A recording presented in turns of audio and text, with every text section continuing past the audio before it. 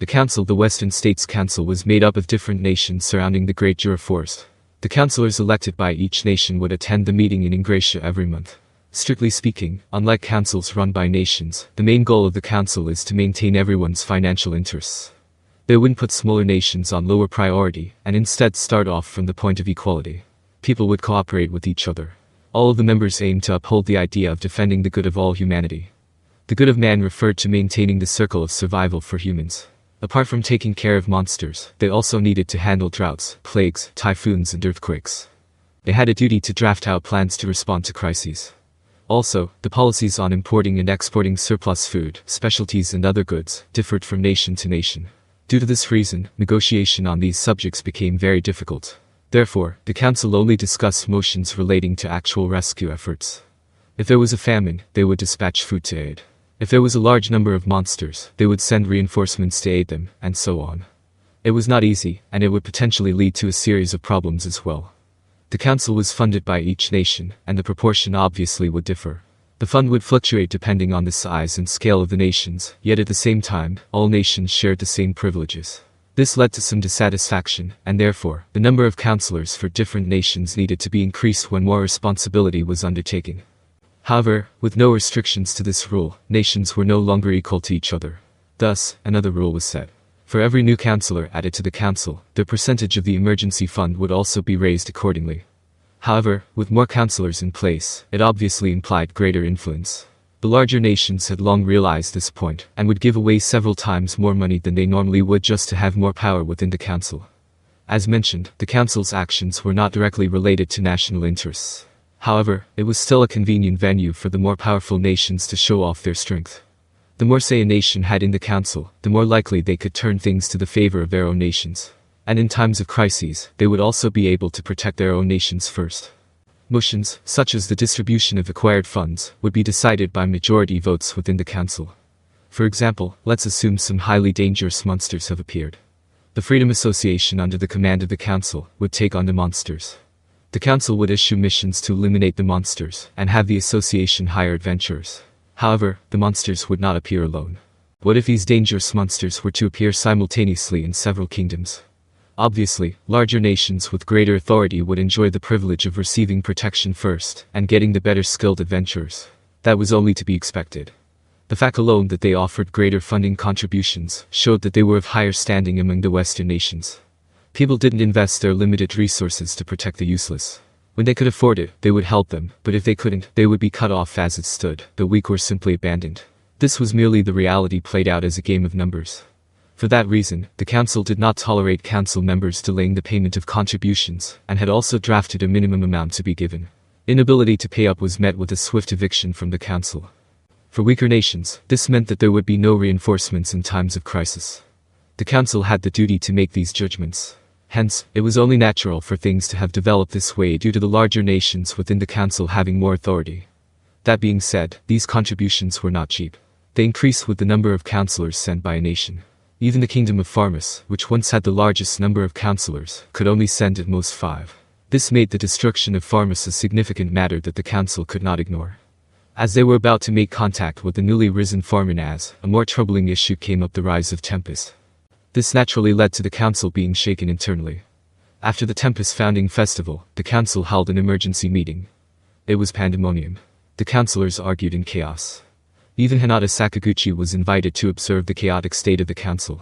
Since she knew Demon Lord Rimuru in person, she was invited as an eyewitness. Hinata could have refused. Unlike the Freedom Association, the Western Holy Church was not a subdivision of the council. While both parties could mutually benefit from each other, there were two separate organizations functioning under different systems. As the head of an external organization, Hinata had no reason to answer their invitation. However, after learning what the topic of discussion would be at the meeting this time, Hinata decided to participate. The motion: whether to allow the Tempest Federation to join the council. The topic this time would provide vital information about the future of the Western nations. With that in mind, Hinata decided to show up. She was rather repulsed by the council members that fell into disarray. So, this is how much chaos ensues after a bunch of useless tools gather in the same room. When it came to the Holy Knight's own meetings, Hinata was in charge of everything. As a result, there were no major conflicts, and less time was needed to settle the discussion. In worst-case scenarios, I can always shut everyone up by force. It had always been Hinata's policy to employ more practical means of persuasion in resolving issues during their own conferences. She also attended the meeting in Tempest the other day. Even with all those shockingly important figures attending, the important motions were passed swiftly. Hinata couldn't have imagined such a scene prior. For the entire time she was there, she couldn't help but think. But I suppose I can make that an exception. Isn't it about time that we have a more constructive way of discussing issues? She had always experienced more constructive conferences. To her, the current conference was a complete mess. That nation is definitely worthy of our trust. I think we must let them join. Even if you say so, this is the demon lord we are talking about here. He seems to be able to communicate with that storm dragon. If we were to piss him off, what's to say that he won't set that dragon against us? There's no need to worry. As the saying goes, he's a donkey in a lion's hide. The demon lord himself probably doesn't have much power. How laughable. Then how would you explain how he managed to reach a tie with Hinata-san over there?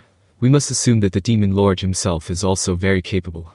And so, different parties with their own twisted opinions refuse to reach a consensus. What an idiot. You dare to talk about that when I'm right here. It's pretty impressive how empty-headed someone can be, Hinata thought to herself. These people were seriously discussing who was stronger, while Hinata herself was present. That was truly amazing to her. Listen carefully now. During their founding festival, Demon Lord Rimuru said that the whole of the Great Jura Forest is under his command. But at the same time, he also said that he wouldn't allow any monsters to go outside the forest. These words are highly significant. Everyone, please discuss with these considerations in mind. Indeed. In our nations, many people have lived in fear of the monsters. What the Demon Lord has announced is the saving grace to them. In fact, since the birth of the Tempest Federation, the disasters brought upon us by the monsters have also been reduced. Quit spilling nonsense. Have you all been brainwashed by the Demon Lord? All of the monsters in the Great Jura Forest were managed by Demon Lord Rimuru. A lengthy border connected many different nations to the Great Jura Forest, and those along this border all benefited from the founding of the Monster Kingdom. There were also the nations neighboring Tempest. Some nations, on the other hand, felt threatened by other factors. Others still were situated relatively safer inland. And due to these different geopolitical predispositions, they all had different opinions as well. The nations welcoming Demon Lord Rimuru's nation were all neighbors to Tempest. They all attended the founding festival and witnessed the prosperity of that nation. It didn't matter if Tempest was the Monster Kingdom. If it could benefit their own nations, it was welcome to stay. That was the stance of these nations. On the opposite side of the spectrum, the nations that had other threats to deal with were uncertain about their decision. These nations were under the protection of the Freedom Association and the Holy Knight Order, therefore they had less problems caused by the monsters. They only had a small army and didn't want to make any reckless moves. This was the same for every nation. It was already taxing enough to maintain their current status quo.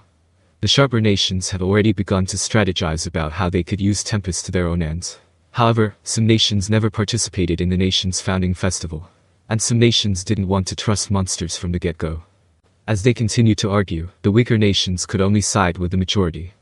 As for the stronger nations and their vassals, they mostly agreed with Tempest's addition. With their own safety in mind, they also considered how much profit they could gain as well. Those who were skeptical towards Demon Lord Rimuru's policies held the opposition. These people blindly believed that if anything were to happen, they would be the first to be attacked by the Demon Lord, and thus, frantically opposed the decision. Some even argued that the nations neighboring Tempest had all been bought by the Demon Lords, and were traitors. With such conflicts of interest, it was only natural that the council would be in turmoil. If we were to take a step back and observe, there was nothing more idiotic than this. But with that being said, most councillors were merely trying to protect their own nation's well-being. Hinata could relate to the feeling, which was why she kept silent, but then we should allow them to join. If they wanted to join our ranks, we should welcome them with open arms. Then we can ask them to bring offerings. That is a good idea. If we were to be hostile against them, we would only be repeating Pharmas's mistake. However, we must make sure that they understand their standing. We should see if they were willing to abide by the international laws that we have drafted. It shouldn't be a problem. Has everyone heard the tragedy of Duke Muse the Foolish? I thought not. It's not a story the monsters would tell you. It's a Rosso legend. Yes, we all knew about this. The problems were mainly caused by councillors sent by the larger nations. They were already holding information that was not accessible to most. And with them fanning the flames of the already chaotic council meeting, it only made things messier. Their goal, on the other hand, was plainly obvious. These people had already reached a conclusion and were simply luring everyone else onto that path. They were trying to make it seem natural. Those poor small nation councillors.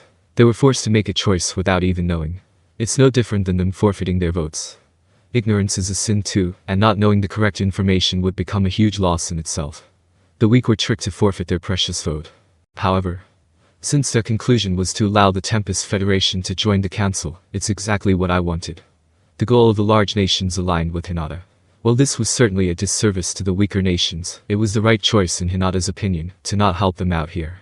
All she needed to do was endure for the time being. What Demon Lord Rimuru is planning doesn't matter. It matters whether he can be useful or not. Indeed, we're all worried about the movement of the East these days. If the Demon Lord were to make up for our military strength, there's no reason for us to reject them. It was then that one of the councillors of high standing within the council, Johann Rostscha, Duke of the Kingdom of Rostscha, suggested that the Eastern Empire was on the move. The East? Could you be referring to the Empire? Do you mean they are on the move? But now, Baldor occupies the Great Jura Forest. Johann's words caused an uproar among the councillors.